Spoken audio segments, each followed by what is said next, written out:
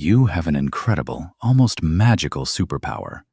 You have the ability to take the massive, overwhelming weight of your own failures, your own laziness, and your own mediocrity, and completely transfer that weight onto the shoulders of someone else. You do it every single day. When your career stalls, it is the fault of a terrible boss. When your body is weak, it is the fault of a slow metabolism or bad genetics. When you are broke, it is the fault of the economy. When your relationships crumble, it is the fault of the other person's toxicity. You have built an entire architecture of elaborate, perfectly constructed excuses. You are the tragic, misunderstood hero in a movie where everyone else is the villain.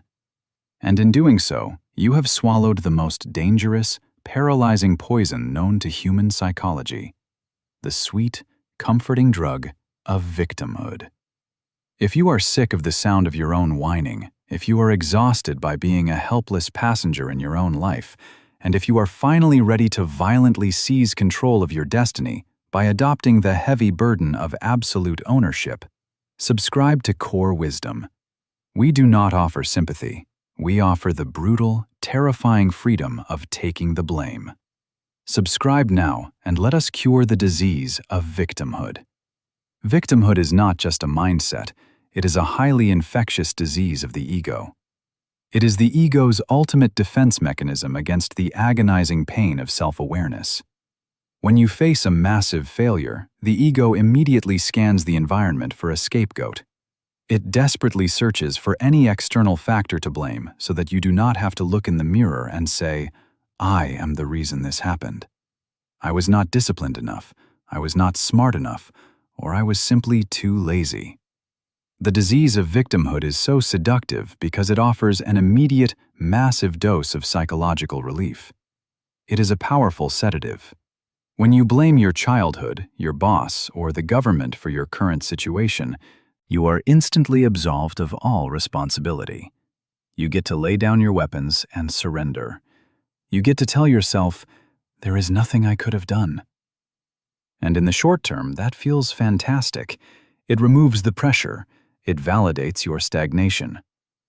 But the long-term cost of this psychological sedative is absolute, catastrophic powerlessness. Think about the sheer, terrifying mathematics of blame. Every single time you point your finger at an external circumstance and say, "You are the reason I am failing," you are voluntarily handing over the remote control of your life to that circumstance. If your boss is the reason you are not succeeding, then you have given your boss complete sovereignty over your future. You are waiting for them to magically change their personality before you can achieve your goals. If the economy is the reason you are broke, then you have surrendered your financial destiny to invisible market forces, and you are waiting for a macroeconomic shift before you can build wealth. You have turned yourself into a pathetic, helpless hostage, waiting for the kidnapper to unlock the door. The sovereign mind understands a fundamental, uncompromising truth. The entity you blame is the entity you empower. If you blame the world owns you. If you blame yourself, you own yourself. 2,000 years ago, a man named Epictetus walked the streets of Rome. He was not an emperor like Marcus Aurelius, nor was he a wealthy advisor like Seneca. Epictetus was a slave. He was born into absolute poverty. He was owned by a cruel master, and his leg was deliberately broken, leaving him crippled for the rest of his life. If there was ever a human being who had the ultimate, undeniable right to play the victim, it was Epictetus. He had a perfectly valid excuse to be bitter, resentful, and utterly defeated. But Epictetus refused the sedative. He rejected the victim narrative with absolute contempt. He eventually gained his freedom and became one of the greatest Stoic philosophers in history. And he built his entire philosophy on one brutal, unforgiving observation.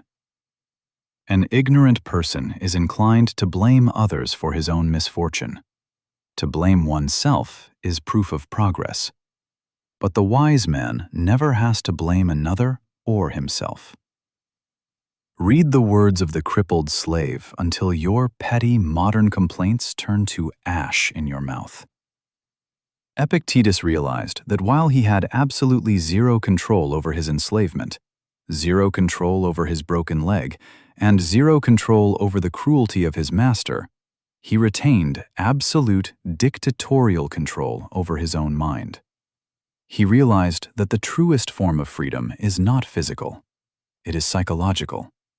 It is the absolute refusal to let external circumstances dictate your internal state. You must stop asking the weakest, most pathetic question in the human language. Why is this happening to me? This question is a trap. It forces your brain to search for reasons why you are uniquely cursed, uniquely disadvantaged, and uniquely targeted by the universe. It generates a massive list of excuses that validate your inaction. The universe is not targeting you. The universe does not even know you exist. The storm that destroys your house did not do it because you are a bad person. It did it because it is a storm. The boss who fired you did not do it to ruin your destiny. They did it because it served their own chaotic agenda. The universe is entirely indifferent to your feelings. When you ask, "Why is this happening to me?" you are acting like a spoiled child throwing a tantrum because reality is not conforming to your wishes. You are demanding that the world be fair.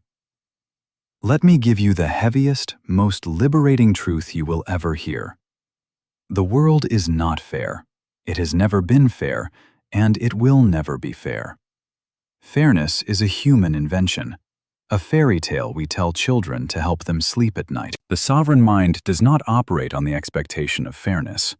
It operates on the mechanics of reality. To survive in an indifferent, uncompromising universe, you must adopt the protocol of extreme ownership. This is the absolute, unyielding refusal to outsource your salvation to anyone or anything else. Your ego is desperate to confuse the concept of fault with the concept of responsibility. This is the trap that keeps the masses paralyzed in mediocrity. You look at your broken life and you say, "My partner betrayed me.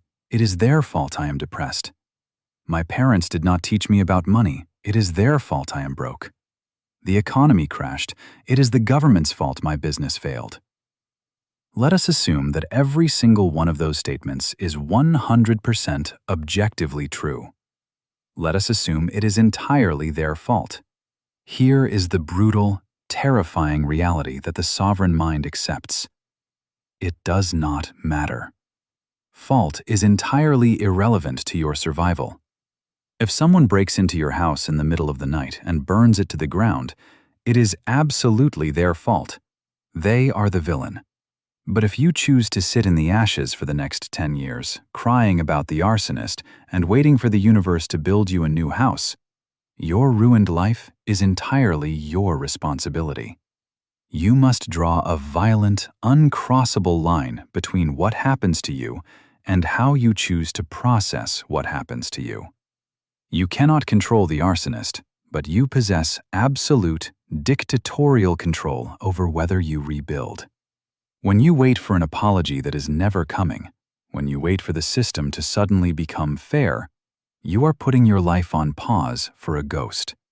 You are drinking poison and expecting the person who wronged you to die. Extreme ownership means you look at the smoldering ashes of your reality, you accept that no one is coming to save you, and you pick up the first brick yourself. To systematically enforce this ownership, you must master the ruthless dichotomy of control. This is the foundational operating system of the inner citadel. Right now, your mind is a chaotic mess of anxieties because you are emotionally invested in things you have absolutely zero power to change. You are agonizing over the opinions of strangers on the internet. You are terrified of macroeconomic shifts. You are deeply frustrated by the incompetence of your coworkers. You are leaking massive amounts of cognitive and biological energy into a black hole of things you cannot control. The sovereign mind draws a permanent boundary. On one side of the line is your exclusive territory, your thoughts, your physical effort, your discipline, and your immediate reaction to the present moment. That is it. That is the entire list. On the other side of the line is everything else in the universe: the weather, the algorithm, the economy, the political landscape, your genetic predispositions, and the actions, thoughts, and opinions of every other human being on the planet. When the sovereign mind encounters friction on the outside of the line, it responds with cold, calculated indifference. To get angry at the weather is the definition of insanity. It is mathematically useless to stand on the shore and scream at the tide to stop coming in. Yet you spend your entire day screaming at the metaphorical tide. You complain about your boss, you complain about the traffic, you complain about the system. Complaining is the anthem of the defeated. It is a biological signal of submission. When you complain, you are actively broadcasting to the world, and more importantly to your own subconscious, that you are too weak to handle your environment. You are declaring that the environment is your master. You must execute a violent reprogramming of your internal language. The words you use in the privacy of your own head dictate the physical structure of your reality. The victim is obsessed with the past and the external. The victim asks, "Who did this to me?" The victim says, "This is completely unfair." The victim asks, "Why is my life so hard?"